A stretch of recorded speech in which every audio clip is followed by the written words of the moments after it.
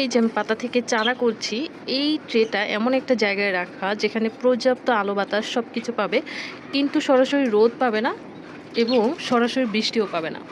মানে সরাসরি যদি বৃষ্টি পানি পড়ে পাতাগুলো সব পচে যাবে, আর একদম রোদ পড়লেও পাতাগুলো নষ্ট হয়ে যাবে। তো এমন একটা জায়গায় দেখুন, এই হচ্ছে আমার বারান্দার কর্নার, এখানে অনেক গাছ। আর এই হচ্ছে আমার পাখির খাঁচা। তো এই খাঁচার পাশে এই যে বক্স, এখানেই হচ্ছে আমার এই পাতা ট্রেটা রাখা। তো এই ট্রেটা এখানে সুন্দর মতো এই যে গাছগুলোতে চারা আসছে, মাশাআল্লাহ, সবাই মাশাআল্লাহ বলবেন। এই যে এই গরমেও যে এত সুন্দর চারা হচ্ছে, এটা কম কিসে?